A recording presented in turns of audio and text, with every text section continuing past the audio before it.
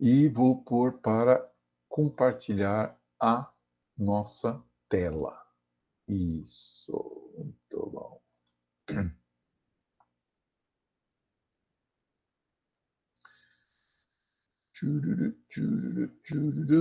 Muito bem. Agora vamos começar com a economia no segundo reinado, né?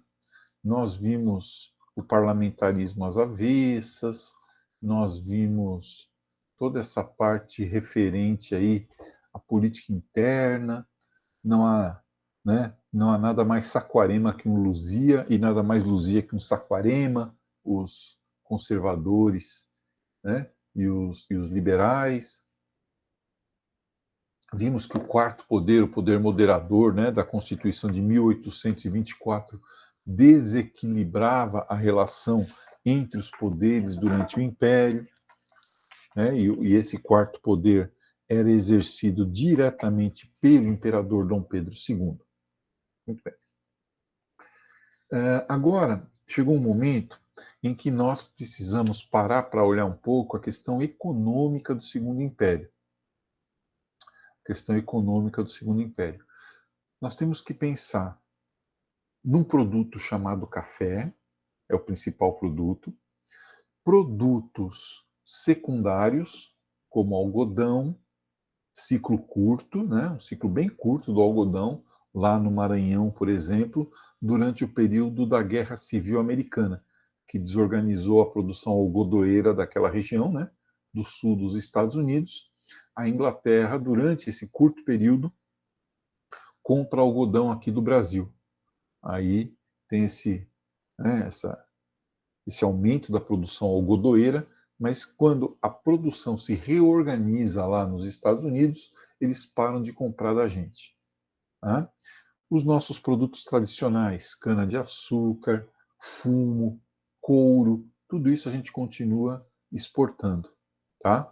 Mas o nosso principal produto será o café. Tanto pela quantidade de dinheiro, de divisas que ele vai trazer para dentro do país, quanto pelas consequências da cafeicultura. Então, essa é uma questão. Café. A outra questão é a mão de obra. Durante o Império, nós vamos ter a lenta, mas muito lenta, a passos de tartaruga em coma, a transição do trabalho escravo para o trabalho assalariado ou em parceria do imigrante. Tá? Então, a substituição do trabalho do africano pelo trabalho do imigrante europeu. Tá bom? Que vai fazer um link lá com as aulas de geografia sobre migrações, não esqueçam disso. Né? Então, são essas duas questões aí: café e suas transformações e a questão da imigração. Lembrando que essas questões também estão fortemente ligadas, né? Porque os imigrantes vinham exatamente trabalhar nas fazendas de café. O café, que é o nosso principal produto de exportação durante o Segundo Reinado, e até hoje, né, o café é um importante produto de exportação do Brasil. 25% do café do mundo é produzido no Brasil. Ele é uma planta africana. Café é uma planta africana e ele é nativo, né, no seu estado selvagem. O café vem lá do Planalto da Etiópia, onde e, o, e os etíopes, lá os pastores etíopes, eles davam café, eles deixavam lá seus bodes, lá suas cabras pastando. Espera um pouquinho, deixa eu só. Ai, caralho, derrubei tudo. Bom, eles deixavam lá suas cabras pastando, e eles notavam que quando as cabras consumiam uma frutinha vermelhinha lá, elas ficavam agitadas, sabe? E aí eles começaram então a entender que aquela frutinha vermelha, ela tinha propriedades, digamos assim, né, salutares, sob o ponto de vista do dinamismo. E essa frutinha é o café. É o café. Então, Lá do Planalto da Etiópia, o café, o café começa então a ser utilizado pelos árabes. Os árabes é que trazem o café, inclusive para a Europa, lá no sul da Itália, né, onde inclusive os árabes estavam instalados durante um tempo, se cultivava já café durante aí o final da Idade Média, né? E esse café, então, era uma especiaria, vamos dizer assim, durante esse período. E assim o café foi sendo uh, aclimatado, né, ao clima europeu. Café que significa, kafir, né, que significa a cor preta, né, preto, ausência de cor, kafir. Muito bem.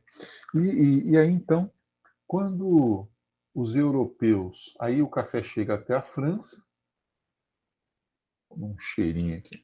O café chega até a França e lá na França, da França, o café vem para a Guiana Francesa. Os franceses trazem café para cultivar na Guiana Francesa. Um diplomata brasileiro chamado Francisco de Melo Palheta, no final aí do século XVIII, mais ou menos, ele foi servir, ele era português, né? Ele foi servir lá na Guiana Francesa, lá na embaixada e tal. E teve um caso amoroso com a esposa do governador da Guiana Francesa, o Palheta. E aí, quando ele estava para vir embora para o Brasil de volta, e foi um caso apaixonante, tórrido, terrível, provocou escândalo, né, na sociedade da Guiana Francesa daquele momento. Tanto escândalo que o chefe dele lá, o embaixador, falou: olha, Palheta, tem que te mandar de volta para o Brasil, porque o governador está querendo sua cabeça. Você está mantendo um contubérnio com a esposa, né, dele. Não está legal isso aí, está todo mundo sabendo. Então, o Palheta, né, veio de volta para o Brasil. Quando ele estava para vir de volta, uma noite antes, a esposa do governador mandou entregar para o Palheta um ramalhete de flores. E nesse ramalhete de flores, no meio dele ali perdido, tinha uma mudinha de café, que era para ele lembrar dela, né? Quando ele voltasse aqui para o Brasil. E aí ela mandou uma cartinha, inclusive, dizendo que quando ele visse as flores brancas, as flores branquinhas do cafeeiro, né, que ele lembrasse do vestido branco que ela usava quando eles se conheceram e tal. Muito bem. E aí ele traz, isso é biopirataria, né? O nome disso hoje em dia seria biopirataria. Aí ele traz uma muda de café aqui para o Brasil e planta no jardim da casa dele no Rio de Janeiro, né? E esse café que ele plantou ele se adapta muito bem, porque a nossa região, que nem aqui, ó, aqui o café vai muito bem, porque é um clima parecido com aquele do seu local de origem, lá na Etiópia, né? É o tropical de altitude. Nem muito alto, nem muito baixo. Muito bem. E o café, inicialmente, ele serve como planta decorativa de jardim, sabe? Porque, como eu disse, aquela florzinha branca, aquela coisa toda. Ponto. Aí, na Europa, aliás, estou tomando café. Aí, na Europa, no século XVIII, início do XIX, principalmente segunda metade do século XIX, e o café se espalhou pelo Rio de Janeiro lá, né? Todo mundo tinha café no jardim de casa. E aí, na segunda metade do século XIX, lá na Europa e nos Estados Unidos, presta atenção, houve uma aceleração da produção, máquinas mais rápidas. E os trabalhadores tinham que se adaptar à rapidez dessas máquinas, né? Ao ritmo mais acelerado dessas máquinas, mais rápido dessas máquinas. O que os patrões fizeram lá na Europa e nos Estados Unidos?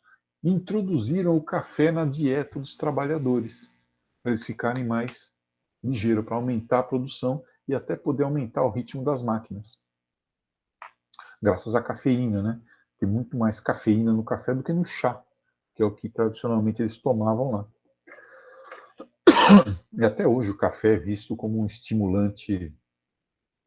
Em alguns lugares dos Estados Unidos, pode tomar, um jovem, por exemplo, ele pode tomar cerveja aos 16 anos, mas não pode tomar café, né? E o café lá deles é aquele café de Starbucks lá, um copo desse tamanho, que é café fraco pra caramba. Bem, mas enfim. Então era preciso algum país que produzisse, que estivesse pronto para começar a distribuir café em grande quantidade. E quem já tinha feito essa aclimatação, quem já sabia como produzir o café, era o Brasil. E aí o Brasil entra nesse circuito da produção do café, tá? Vendendo então para esses países industrializados, né? Para os Estados Unidos e para a Inglaterra, França, Alemanha, Bélgica, tá? Principalmente os países da Europa, né? Os americanos logo vão começar a cultivar café na Colômbia e trazer café da Colômbia. Mas enfim, então o Brasil começa a exportar um montão de. Também querendo chegar junto. E aí então o Brasil começa a exportar café para esses países, né? O Brasil começa a ser aí o grande fornecedor de café, tá? E se paga caro, porque naquele instante só o Brasil produzia café. E o aumento da produtividade lá na Europa e nos Estados Unidos, nas indústrias, graças ao café, era enorme. Então o Brasil vendia muito café e por um valor elevado. Nós tínhamos condições naturais excelentes. Por exemplo, aqui na nossa região de clima tropical, tropical de altitude, nós temos o solo de terra roxa. Sempre tem essa duplinha, né? Clima, solo. Se vocês lembrarem, por exemplo, do cultivo de cana-de-açúcar, lá no Nordeste, na zona da mata, era solo de massapê, clima tropical litorâneo. Nordeste. Agora é Sudeste, terra roxa, clima tropical de altitude, né? Que é esse clima que nós temos, ó. Então, chove menos durante o inverno, no verão chove um pouquinho mais. E essa terra roxa é um solo extremamente fértil, né? Formado a partir da desagregação de uma rocha vulcânica chamada basalto, né? Basalto. E, na verdade, ela não é roxa nada, ela é vermelha, né? É que os imigrantes italianos falavam terra rossa, né? Vermelha, e nós acabamos ouvindo roxa. Mas, enfim, tivemos aí o aparecimento dessa produção. O café primeiro no Rio de Janeiro, ali em volta no Rio de Janeiro, para começar ali na Baixada Fluminense, o núcleo mesmo inicial, né, do café de exportação, onde hoje em dia é Nilópolis, Nova Iguaçu, Madureira, aquele pedaço ali, Baixada Fluminense, Duque de Caxias, né? Foi Duque de Caxias? Bem, enfim. Depois, e esse café, ele era transportado, era cultivado por escravos e transportado no lombo de burro até o porto do Rio de Janeiro, e dali ele ia para exportação. Em outros, depois, com o passar do tempo, essa situação evoluiu, mudou, né? A produção de café foi se desenvolvendo mais, né? A produção de café foi se desenvolvendo mais.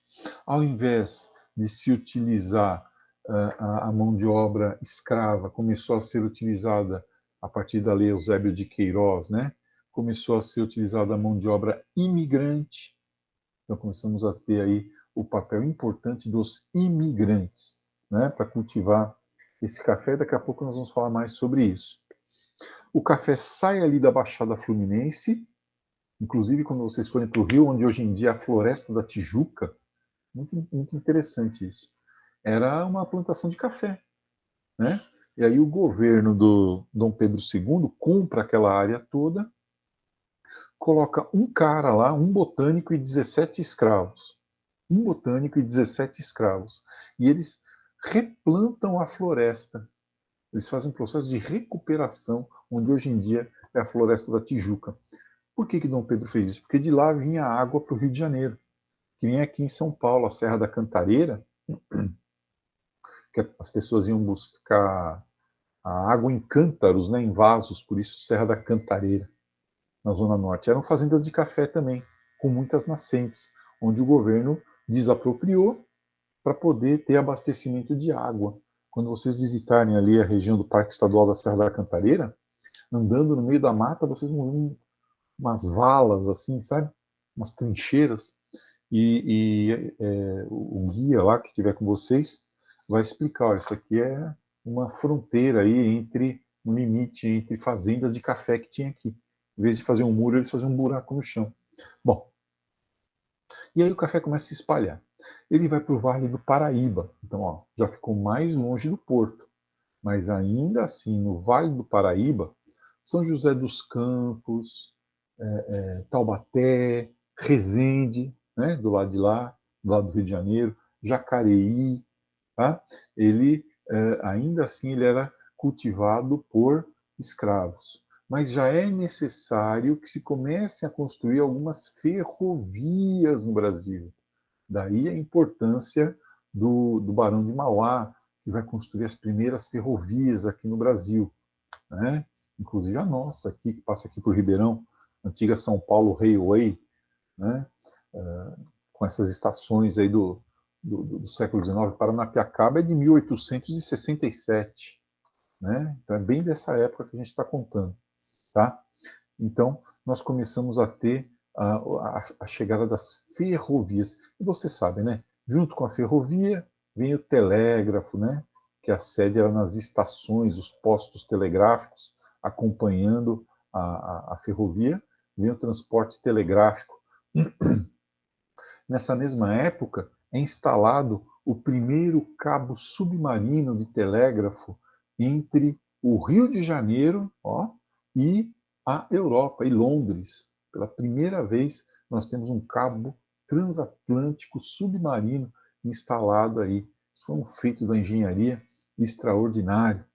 As cidades começam a crescer, as atividades bancárias começam a aumentar, começa a surgir uma pequena classe média urbana, desses caras que trabalhavam, por exemplo, na sacaria de café, para fazer o saco em que o café era colocado, a própria categoria dos ferroviários, né?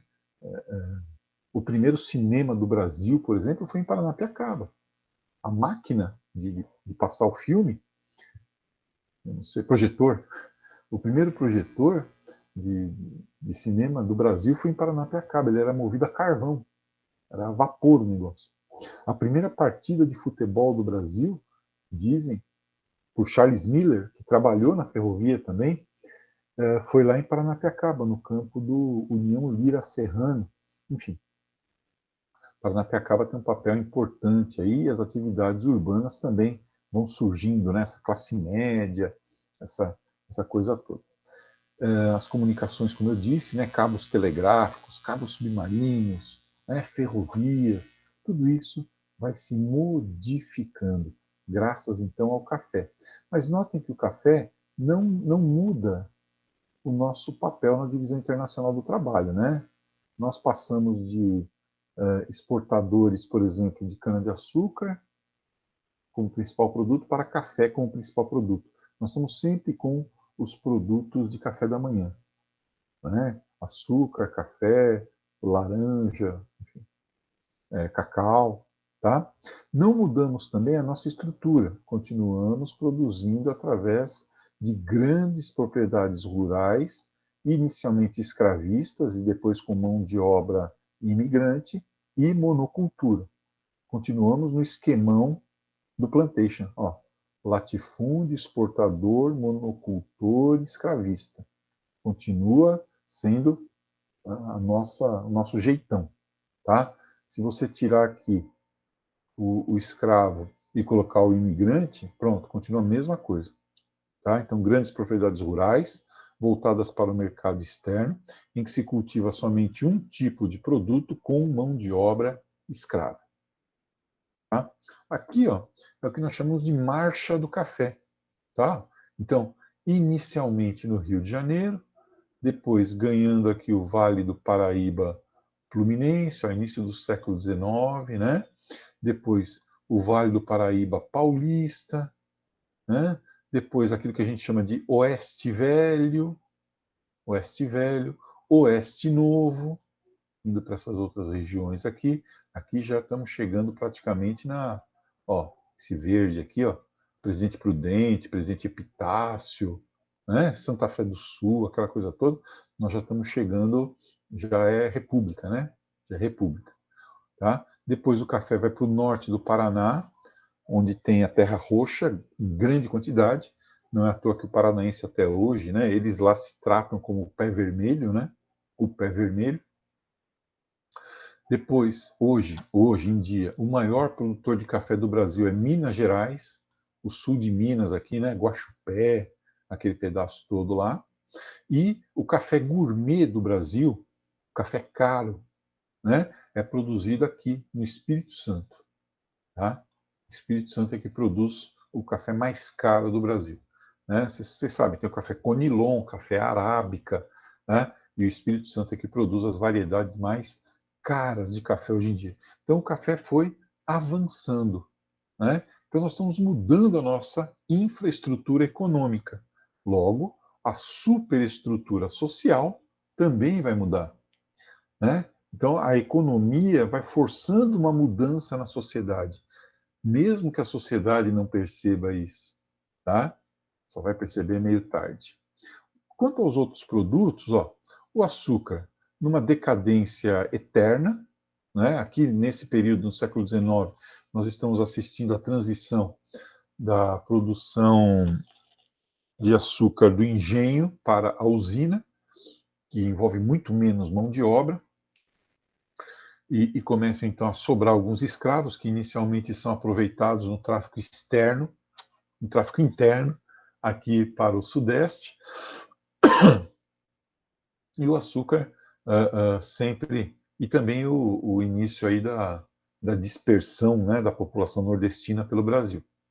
O açúcar de beterraba lá da Europa, né, também diminuindo o preço do nosso açúcar, fazendo com que muitos fazendeiros tivessem como único capital, única riqueza, no final das contas, o próprio escravo.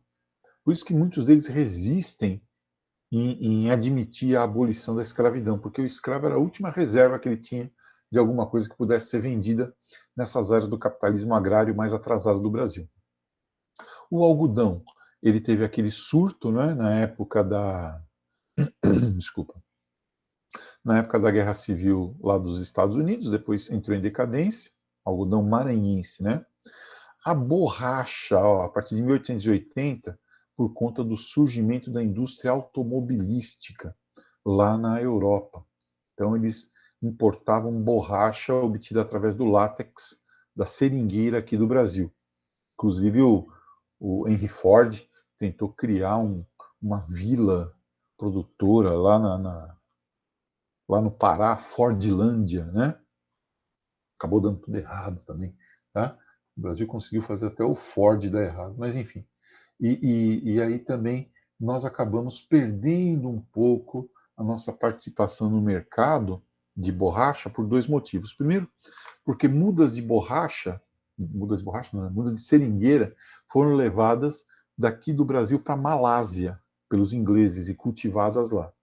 Segundo, porque lá nos Estados Unidos, um cara chamado Bridgestone inventou a borracha sintética, né? A borracha sintética, e a partir do petróleo. Então, acabou não tendo aí a borracha, o látex, né? O mesmo preço, o mesmo valor. E aqui os outros produtos, né? O fumo, 2 a 3%, couros e peles, 6 a 8%, né? Mas aí os nossos principais produtos, tá? Dá para ver aqui o papel do café nas nossas exportações, como ele era importante, ó.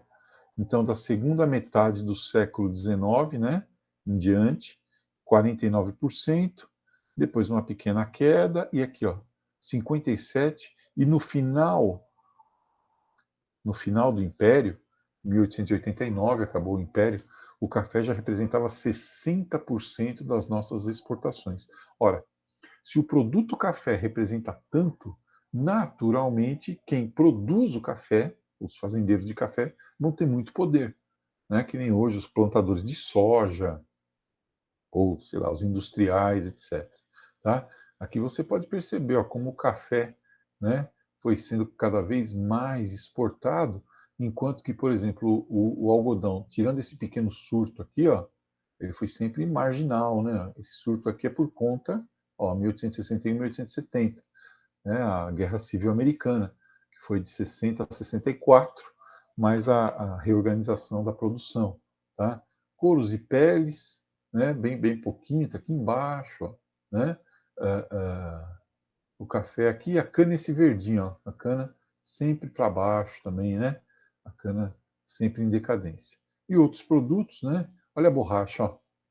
Olha a borracha saindo aqui de 0,4 indo para 8,8 quando a República foi proclamada, por conta da importância da borracha para a indústria automobilística. Né?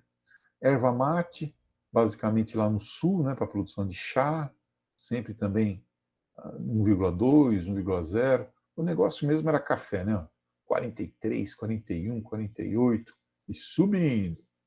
Bem, teve um cara que tentou industrializar o Brasil, foi o Irineu Evangelista de Souza, o Barão de Mauá.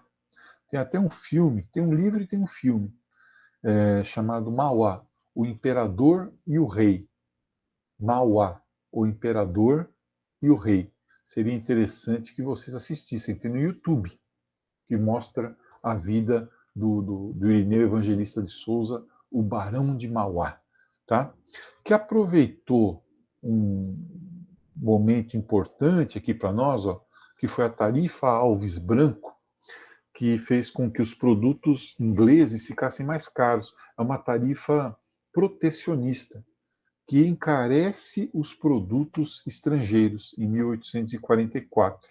Tá? Então ele aproveita essa onda, aproveita o fim do tráfico negreiro e o início do trabalho assalariado e tenta industrializar o Brasil, né? Tenta fazer o Brasil progredir aí, tá? Mas era uma voz solitária de industrial, né? Num país de fazendeiros escravistas, né? Então ele fez aqui a nossa ferrovia, fez também a Vila de Paranapiacaba, né? Fez também aquela negócio aqui, fez também uma companhia de navegação ali no Amazonas, fez a iluminação a gás do Rio de Janeiro, que era tudo ainda no azeite de baleia, né? Enfim, um realizador, né? Um realizador, tá? Mas fracassou. Por quê? Primeiro porque o governo, que era controlado pelos latifundiários, não via com bons olhos o industrial. Segundo, que ele foi sabotado diretamente por esses latifundiários, que não forneciam a ele a matéria-prima que ele precisava, não forneciam a ele o apoio, né, o aporte, o investimento necessário, e também os ingleses, né, que não viam com bons olhos a presença de um concorrente nacional para os seus produtos aqui. Então, daqui dá para você ver, ó, 80% do PIB brasileiro, vamos dizer assim, era ligado ainda à agricultura. Né? 13% serviços, onde entra o comércio, e só 7% indústria. Então, a indústria com um papel bem reduzido aí nessa divisão. A outra questão que tem que ser comentada é a questão da substituição da mão de obra do do escravo africano, né, pelo imigrante europeu. Né? Havia uma pressão muito grande da Inglaterra, porque a Inglaterra queria o aumento dos seus mercados consumidores. Além disso, nós já vimos isso, a ideia de que Se nós conseguíssemos embranquecer a nossa sociedade através da imigração europeia, nós iríamos nos tornar um país desenvolvido. O problema era a mestiçagem aqui no Brasil. Uma necessidade brutal de mão de obra com a expansão dos cafezais. Em alguns lugares, como o sul do Brasil, onde a fronteira é quente, né, na fronteira com o Uruguai e Argentina, colocar colonos ali para garantir a presença de cidadãos brasileiros para defender a terra.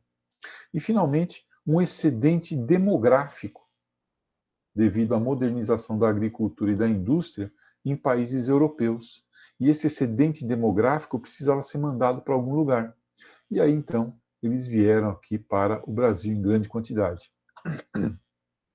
Entre 70 anos aqui, né? Entre 1820 e 1890, 315 mil portugueses, 360 mil italianos, 75 mil alemães, 45 mil espanhóis e 193 mil médio-orientais, enfim, de outras etnias, eslavos, né? Russos, poloneses, tá? O português tradicionalmente vindo para cá, porque não tem a barreira do idioma.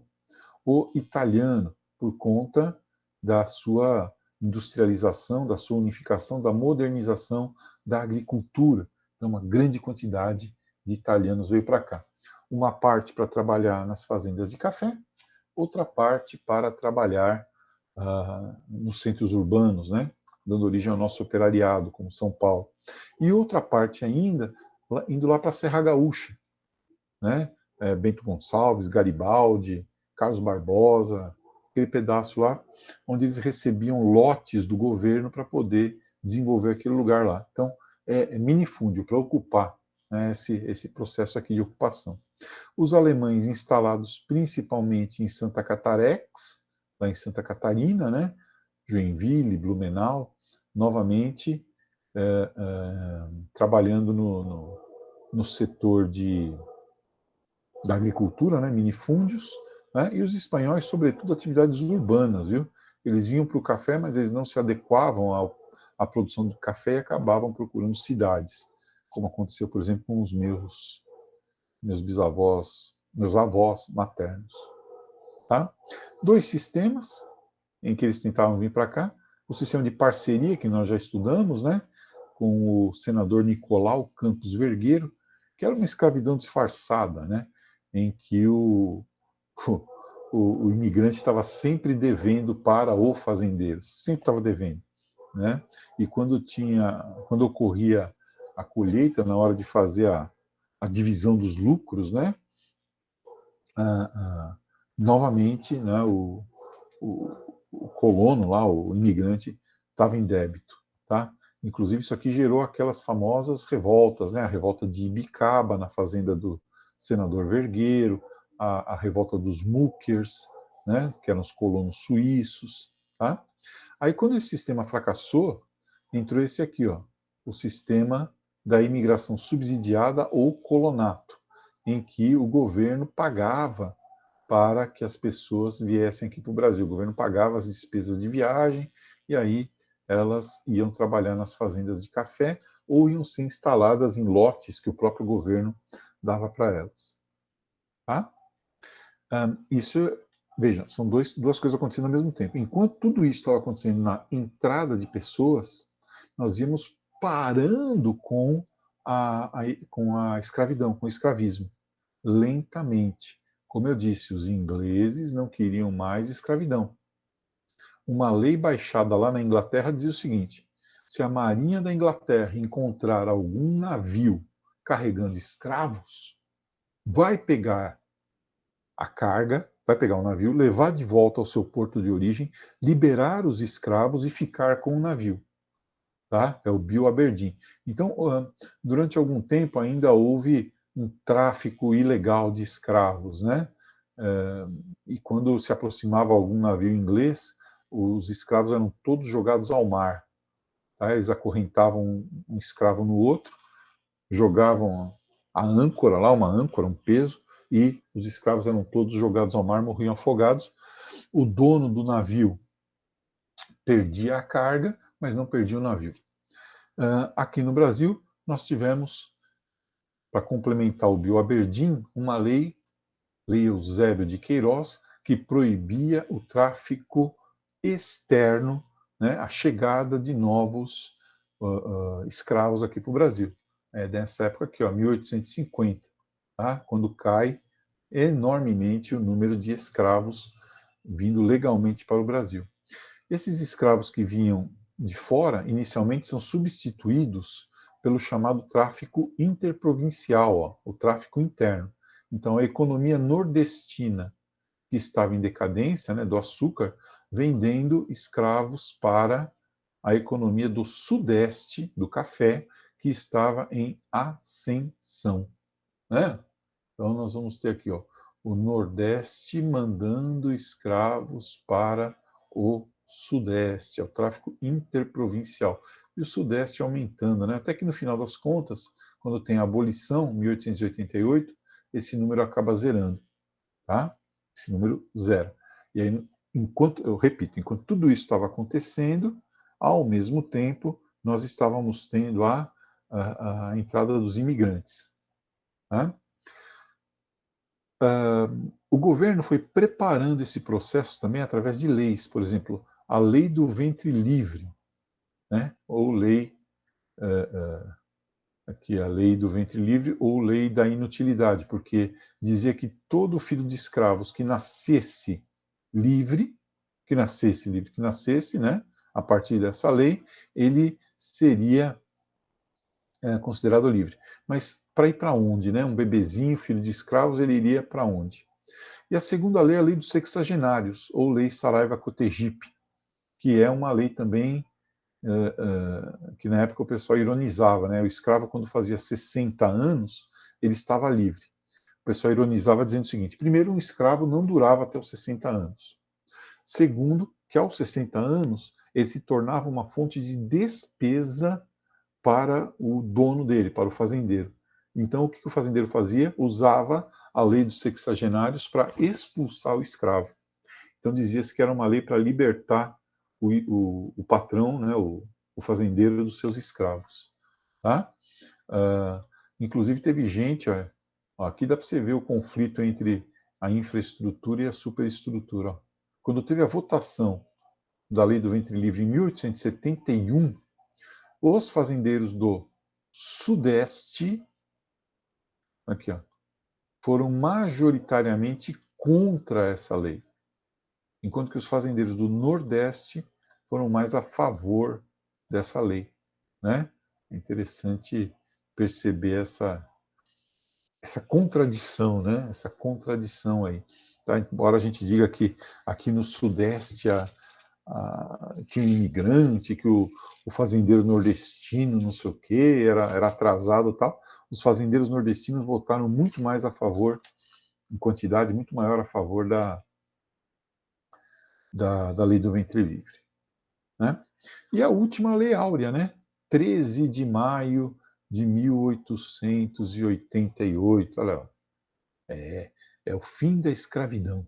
13 de maio de 1888. A elite comemorando a escravidão, né? E os ex-escravos aqui ajudando a servir, né? Limpando o chão. Não estão muito felizes com isso, não. Tá? Essa é uma lei muito incompleta, né? Muito incompleta.